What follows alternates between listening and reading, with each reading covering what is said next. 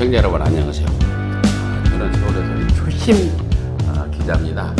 오늘 기쁜 소식을 전해드리려고 잠시 제가 초반에 출연했는데 오늘 서울의 소리가 새로운 프로가 하나 생기는데 이은영, 김준혁 톡톡 이슈라는 이 프로가 매주 지금 한 번씩 할 건데 여론조사 가지고 우리 이은영 청와대 전 행정비서관 나오고 휴먼 엔테이터 소장님이신데 여론조사 안녕하세요. 관련인가요? 네. 우리 좀 먼저 이은영 소장님 먼저 소개 좀 해주시죠. 네, 안녕하세요. 이은영입니다.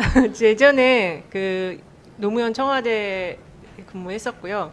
여론조사 업력은 한 13년에서 5년 정도 돼요. 열심히 한번 좋은 자료 가지고 와서 이제 앞으로 대선이 얼마 안 남았기 때문에 꾸준히 이제 여론의 흐름을 잘 살펴볼 필요가 있거든요. 열심히 한번 좋은 방송 만들어 보겠습니다. 감사합니다. 우리 김준혁 교수님 네, 상당히 반갑습니다. 유명하신 분인데 아유, 안 유명합니다. 이번 톡톡 이슈 네. 잘 좀 진행해 주시 바라고 소개 먼저 좀 하시죠. 예, 안녕하십니까. 저 한신대학교에서 역사 가르치고 있는 김준혁이라고 합니다. 최근에 이제 제가 그 많이 알려지게 된 게 문재인 대통령께서 그저께 이렇게 4권의 책을 네. 추천하셨는데 그 중에 한 권이 저의 책 리더라면 정조처럼이라는 책을 이렇게 추천하시는 바람에 갑자기 좀 유명해졌습니다. 뭐 그전에는 그렇죠. 유명하지 않았고요. 예. 여러분 들으셨죠? 문재인 대통령이 코로나 전국에서 밖에도 못 나가니까 책을 읽어라 4권을 추천해서 어제 방송에 우리 기사도 쓰고 했어요. 아, 그러셨어요? 근데 우리 김준혁 교수님 정조처럼 네네. 이렇게 책 제목이 리더라면 정조처럼. 리더라면 정조처럼이란 책을 소개를 하셨는데 여러분 꼭 한 권 구입해서 보시면 두 분이 하는 주제는 시사 정치 사회 주제를 재미있게 네. 또 여론조사와 비교해서 근데 이은영 소장님, 김준혁 교수님 좀 재미있게 네네. 이 방송 꾸려가 주시고요. 올해 뭐 이게 다음 대선 때까지 좀 이어졌으면 좋겠어요. 특히나 제일 관심이 많을 게 이런 여론조사 결과잖아요. 또 지금 사실은 얼마 안 남았어요, 보선. 그렇죠. 재보선 서울. 그렇죠. 지금 한 7개월 정도 네. 되면은 갈 텐데 다시 또 우리가 허리띠를 졸라매고 선거 승리를 위해서 가야 되는데 어느 쪽이 승리하도록 우리가 허리띠를 졸라매야 할지는 우리 시청자분들은 다 잘 아실 겁니다. 그래서 오늘 주제를 가지고 두 분은 이렇게 방송을 하시고 저는 이제 그만 가겠습니다. 저는 있을 자리가 아니고. 아니, 제가 원래 부탁을 좀 드렸더니 같이 해달라고 했더니 그래서 오늘 방송을 5시간이나 하셔갖고 많이 좀 피곤하시다고. 오늘 방송 5시간 했는데 여기 사실 있어야 방해만 될 것 같아요. 아닙니다. 뭐 아는 게 없어가지고 하여튼 이 정도로 소개해 주시고 하고 저는 여기서 그냥 물러가겠습니다. 제가 아직은 뭐 이렇게 시나리오나 이런 거 준비된 게 없이 네. 이제 그냥 완전히 자연스럽게 한번 맞춰 보면서 네. 점점 이제 재미를 올려가는 그런. 오늘이 사실 첫 방송이고 네. 아무 준비도 없고 오전에 전화 한 통, 오후에 한 통 하고 큰 틀에서 주제 잡고 한번 오늘은 첫 방송인데 뭐 이렇게 편하게 이야기하고 맞춰봅시다라고 이야기를 했고요. 이은영 소장님 잘 모르시는 분들도 계실 텐데 제가 좀 소개를 해드리면은 CBS의 정관용의 시사자키 거기에 매주 화요일 날 고정 출연하셔가지고 우리 한국 사회의 여론을 이렇게 흐름을 좀 분석해 주시고 그리고 평가해 주시는 역할을 하고 계시고요. 아까 본인이 소개할 때 그 노무현 정부 때 그 여론 담당 행정관으로 계셨었는데 그때 같이 근무하셨던 분이 박시영 또 이근영 그 기획위원장 네. 얼마 전에 그 총선을 양정철 민주연구원장하고 두 분이 큰 틀에서 지도를 하셨었는데 그때 그 핵심적인 역할을 우리 이은영 소장님이 같이 하셨어요. 근데 지금 이제 이근영 선생님하고 박시영 선수는 이제 엄청 떴잖아요. 네. 그죠? 엄청 떴는데 지금 이제 막 뜨기 이제 시작하는 겁니다. 뜨기 시작하는 거고 그리고 이분하고 제일 막역한 분이 바로 문재인 대통령님께서 가장 복심이라고 여기는 분이 윤건영 네. 지금 국회의원인데 윤건영 의원하고 친구? 네. 예, 둘이 아주 절친 친구. 예. 그래서 우리 이은영 소장님이 보통 분이 아니다라고 하는 거를 제가 우리 시청자분들께 말씀을 좀 드립니다. 그래서 저도 딱 같이 방송을 하게 돼서 너무 사실 영광이에요. 제가 예. 더 영광이고 아유. 너무 소개를 과분하게 해주셔가지고. 아니 난 있는 사실 그대로 얘기한 거예요. 예. 네. 우리 교수님은 아까도 이제 저기 서두에 우리 초심님이 소개해 주신 것처럼 최근에 이제 대통령께서 4권의 책을 9월 가을의 독서의 계절에 맞춰서 추천을 해 주셨는데 리더라면 정조처럼 거기 한 권이 들어갔어요. 근데 거기 보니까 이제 대통령께서 이렇게 이제 페북에다 글을 올리셨는데 특별히 그 이 책에 대해서는 또 별도의 코멘트를 다셨더라고요. 그 혹시 보셨나요? 예, 예, 봤습니다. 그래서 그 내용 중에서 특별히 좀 관심 있게 금난 정권 네네. 요거에 대한 이야기를 대통령께서 해주셨는데 근데 궁금한 게 이 책을 어떻게 집필을 하시게 되셨고 대통령께서 말씀하신 요 금난 정권과 관련한 내용도 한번 조금 쓰신 부분과 관련해서 얘기 좀 해주실 수 있을까요? 아, 이게 또 이거는 원래 계획이 없었는데 네. 사실 그 제가 노무현 정부 때 그 행정수도 이전과 관련해서 네. 이제 굉장히 논란이 많았지 네, 않습니까? 그때 당시에 지금 염태영 이번 저 더불어민주당 최고위원 되신 분이 당시 청와대 국정화제 담당 비서관이었었습니다. 근데 그때 이제 행정수도 이전이 굉장히 중요한 이슈였었잖아요. 그래서 그런 행정수도 이전과 관련된 역사적 배경 이런 것들을 갖다가 좀 만들기를 원했었습니다. 근데 제 박사 논문 내용 중에 하나가 어떤 것이었냐면 정조시대 양경체제론이었어요. 2개의 수도를 두는 겁니다. 그래서 서울은 주상의 수도, 기존의 어떤 수도 형식으로 그리고 이 수원은 상황의 수도라고 해서 그러니까 정조가 상황에 대해서 머물면서 개혁의 중심지로 만들려고 했던 것이 바로 양경체제라고 하는 거, 2개의 수도를 두는 거. 그 당시에 벌써 그런 그렇죠. 그래서 당시에 양경체제론을 제가 이제 처음으로 박사 논문에 썼죠. 그래서 그 내용을 가지고 이제 그걸 현실에 맞게 정리를 해서 청와대에 당시 보고를 했었는데 그 보고서를 제가 만들었었습니다. 예. 그런 과정에서 당시 참여정부의 어떤 개혁 방침을 이제 정조시대의 어떤 개혁과 연결하는 보고서를 추가로 만들게 됐는데 그때 이제 그 일을 하면서 굉장히 뿌듯했죠. 그러다가 그 뒤에 정조와 노무현 이 두 사람에 대한 책을 좀 써야 되겠다라고 생각을 했었는데 그것이 이제 사실 준비를 다 해놨는데 어떤 분이 미리 정조와 노무현이라는 책을 요만하게 지금 내가지고 제가 이제 그러는 바람에 제가 책을 못 냈는데 그 이후에 계속해서 저는 그 노무현 대통령, 문재인 대통령 이 두 분의 어떤 그 개혁 정책들이 바로 어떤 정조 시대 개혁 정책을 계승하는 내용이 되었으면 좋겠다라는 생각을 갖고 있었고 그리고 오늘날 이런 우리 민주 지도자들이 위민 정신을 바탕으로 하고 있는 그러나 단순하게 위민 정신만이 아니라 어떤 구체적인 개혁 정책들을 만들어내고 그 개혁 정책들을 끊임없이 추진해 나갔던 그런 정조의 강력하면서도 또 소통의 리더십을 좀 배우면은 지금 국민의힘이라고 이름 바꾼 저 세력들이 사실 어거지잖아요. 그죠? 말도 안 되는 사람들이고 제대로 된 정책도 없고 오로지 막 소리 지르기만 하는 사람들인데 저런 사람들을 충분히 상대할 수 있는 우리의 능력을 키웠으면 좋겠다라고 하는 의도로 먼저 좀 만들었고 정조는 이 국가 전체의 경제 활성화를 위해서 백성들도 자유롭게 장사를 할 수 있어야 한다라고 하는 확고한 생각을 가진 거죠. 그런데 이 정책을 얼마나 반대했겠습니까? 당시 기득권들이 반대하면서 그 이전부터 태조 때부터 있던 거다. 선대왕 때도 바꾸지 않았던 거다. 그런데 이제 바꾸려고 하냐? 왜 전환 왜 바꾸려고 하는 거냐? 이렇게 이야기하죠. 정조는 비록 선대왕 때 했던 거지만 잘못된 것이라면 바꿔야 된다. 그래서 그 정책을 강력하게 추진을 했고 추진을 이렇게 부탁한 중심으로 맡겼던 사람이 최재공이라는 인물이에요. 예. 최재공 선생님 올해가 탄신 300주년입니다. 네. 정조가 이제 신하들 앞에서 공적으로는 최정승과 나는 군신의 관계이나 사적으로는 부자의 관계다. 아버지와 아들의 관계다라고 할 정도로 신뢰했던 분이었는데 이분이 어쨌든 강력한 의지를 가지고 당시 기득권들이 조폭들을 엄청 동원합니다. 저 다산 문집에도 보게 되면은 최재공 집 앞에 가서 사람들이 시위하고 항의하고 괴롭히고 이런 내용들이 나오고 또 최재공 문집 내용에도 그런 내용이 나오는데 그런 부분들을 강력하게 이겨내고 그리고 정조도 또 많은 신하들과 대화하고 또 그것을 갖다가 진짜 저 사람들이 국민의 힘이 아니라 당시 백성들의 힘으로다가 그걸 지지를 받아서 끝내 관철해서 1791년에 바로 통공정책, 공이라고 하는 것은 함께 더불어라고 하는 말이거든요.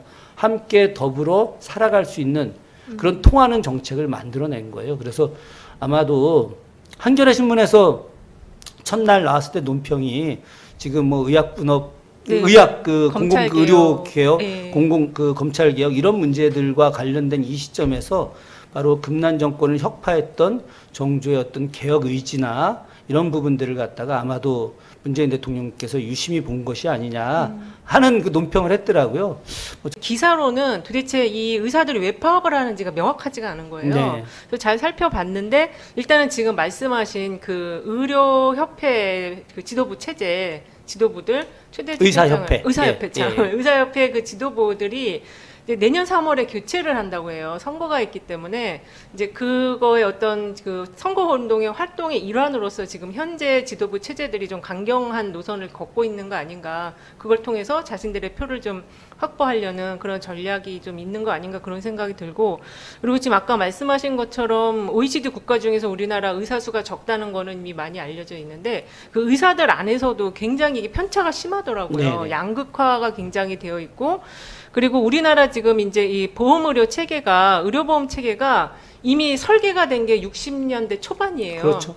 그리고 그 기본 설계 내용은 1, 2차 그 베이비붐 세대를 기반으로 해서 이게 설계가 수가라든지 이런 게 전체적으로 설계가 되어 있는데 이제 이걸 좀 바꿀 때가 됐다. 이미 이제 지금 저출산 고령화 사회로 아이를 많이 낳지 않는 시대가 됐으니까 바꿀 필요가 있고, 그다음에 이제 저도 여론조사를 지방 같은 데 가보면 제일 많이 나오는 게 병원이 부족하다 이 얘기인데, 그 병원이 부족하다는 거의 그 핵심 내용이 뭐냐면 우리는 아이가 아토피가 있는데 아토피 전문 병원이 없다라든지 굉장히 그 좀 되게 전문화된 구체화되어 네, 있죠. 구체화된 예. 질환들에 대한 것들을 치료받기를 원하고 있거든요.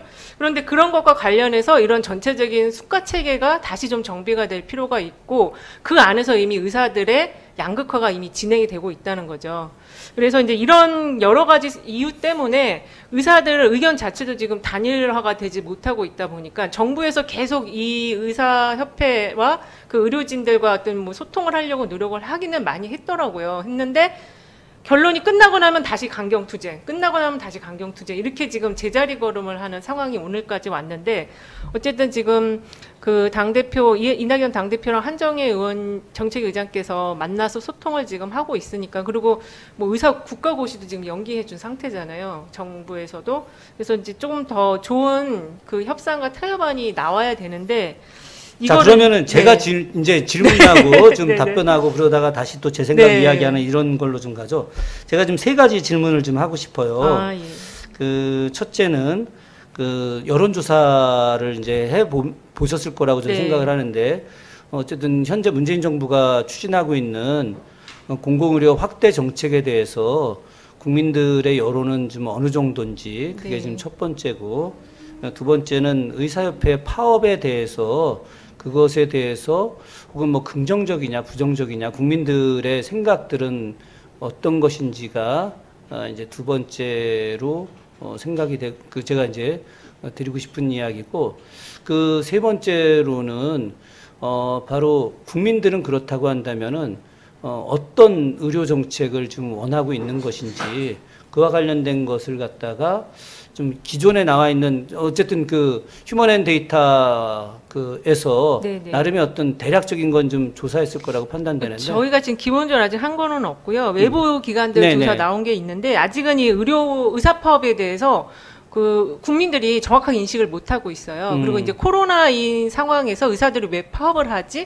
이제 그런 정도만 이제 문제 제기를 하고 있는 상황인데, 조사도 그래서 많이 나온 거는 없고, 실제로 예, 별로 한 없군요. 두세 개 정도밖에 나와 있질 않아요. 근데 이제 지난번에 그 파업할 때 복귀 명령 내렸었잖아요. 그거에 대해서는 찬성 의견이 생각보다는 좀 적게 나왔더라고요. 51% 정도 나왔거든요. 그래서 생각보다 많이 나오진 않았네요. 네, 그리고 그 현재 이제 의사 단체 파업 공감도와 관련해서도 비공감한다는 의견이 55%. 그러니까 요 정도면 한 60%대는 나와줘야 되는데, 이게 비공감 의견이 아직은 좀 이렇게 조금 더 나와야 되는데. 저는 이제 그런 예. 것이 네네. 실제로 가짜 뉴스의 횡행 때문이 그런 것도 아닌가, 있죠. 네. 그런 생각을 합니다.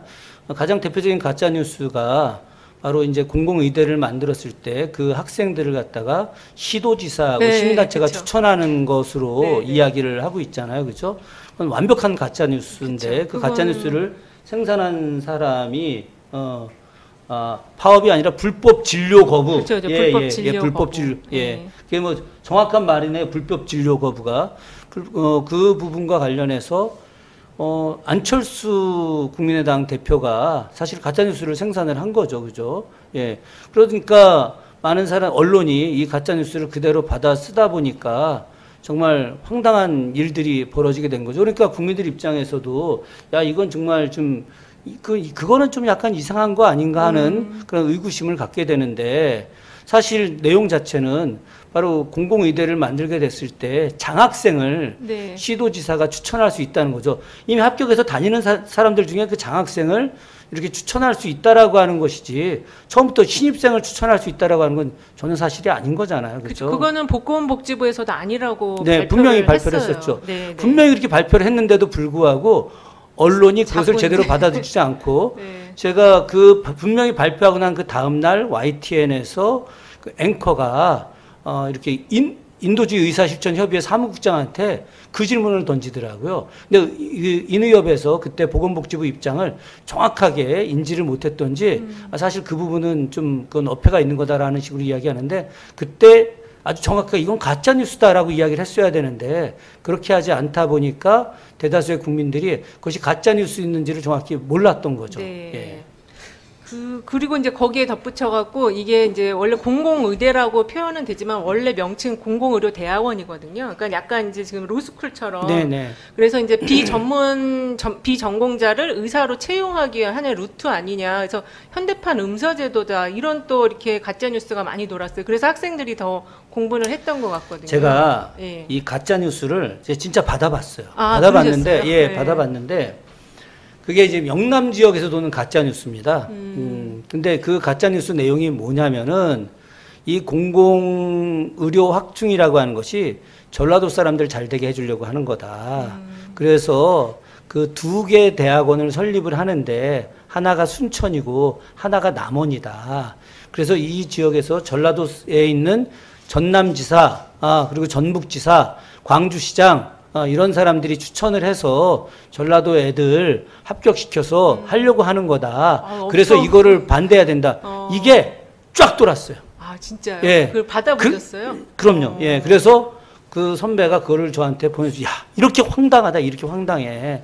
그러니까 이런 가짜뉴스를 이렇게 황당하게 만들어서 퍼뜨리는 것들, 거기에 더해서 현재 문재인 정부의 실력자들 혹은 더불어민주당의 국회의원들이 자기 자식들 이렇게 의사 만들려고 하는 것들이다라고 하는 말도 안 되는 논리를 가지고 하다 보니까 이게 이제 그 국민들도 적극적인 반응이 나타나지 않는 것일 수도 있고 당연히 불법으로다가 지금 진료를 거부하고 있는 이 의사들의 전공의들에 대해서 반대하면서도 불구하고 야 이거 근데 걔네들이 하는 이야기가 약간 좀 뭐 맞아떨어지는 거 아니야? 거기에다가 바로 조국 교수 딸이 이제 그런 걸로 인해서 저 의학전문대학원 이제 간 거 아니냐. 그렇게 좀 뭐 비약이 또 예, 돼버렸죠. 이렇게 네. 말 바꿔버리니까 네, 네. 그래서 그런 지금 현재 대한의사협회하고 전공의협회에서 하는 불법 진료 거부에 대해서 아주 적극적인 저는 뭐 사실 이 부분과 관해서 막 80% 이상 나와야 된다고 생각하는데 51%, 60%가 안 나온다라고 돼요. 하는 네. 것은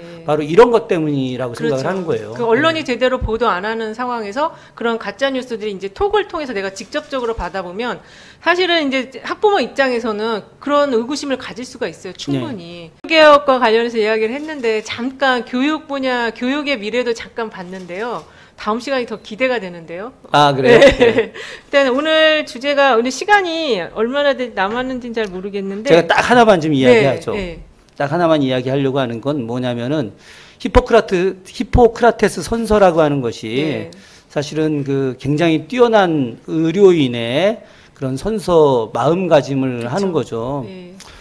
제가 지난 다른 유튜브에서 잠깐 조선시대 의사들 폐륜적 맞아. 행동들 네. 뭐 이거에 조선시대 대해서 못된 의사 제일 중요한 얘기. 이런 이야기를 좀 했었는데 네. 제가 보니까 제 이 방송 지금 들으시는 분들이 또 제 다른 유튜브 보는 분들도 좀 있는 것 같더라고요. 네. 기대해 주세요. 제가 딱 하나만 이야기하자면은 네. 조선 초기에 최초로 만들어진 의서가 의방유치라고 하는 의서예요. 예. 국사 시간에 배운 것 같아요. 국사 시간에 배웠죠. 네. 아마 저 이은영 소장님 공부를 잘하셨기 때문에 더 기억하실 수도 있을 거예요. 의방유치 서문에 의사들에 대해서 가난한 자와 천한 자를 아니 부자들을 구분하지 마라. 그게 나와요? 예, 제일 먼저가 바로 당시에도 의사들이 가난한 자를 천대하고 부자들을 우대했거든요. 그래서 돈을 많이 벌려고 했고, 그래서 어떤 그 진짜 참 의사는 의사가 그 진료를 하기 위해서 그 집에 들어갔을 때 그 집에 비단이 있는지 없는지를 확인하지 마라. 이렇게 이야기를 했어요.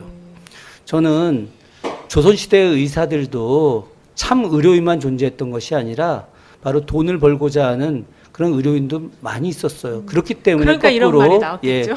그래서 성호 이익 선생도 지금 의사들이 너무나 돈만 밝힌다. 다산 선생님도 지금 의사들이 너무 돈만 밝힌다. 그때나 지금이나. 그런데 네. 끝나기 전에 그 조선에 대표적으로 못된 의사 혹시 있나요? 뭐 많아요. 많아요? 예, 하나만 예. 딱 어떤 케이스가 있었는지. 아주 그냥 뭐 대다수의 의사들이 네. 이 의서라는 게 외워야 될 게 되게 많잖아요. 그렇죠? 예, 그렇죠. 굉장히 많은데 네. 다 못 외우면서 네. 내용도 잘 모르면서 백성들한테 가짜 처방전 막 이렇게 막 쓰는 거 가짜 처방전. 진짜요? 예. 그래가지고 다산이 아주 통렬히 비판합니다. 다산이 조선시대 의사들 중에 10번째 안에 들어가는 명의예요. 그랬나요? 다산 정약용 선생이.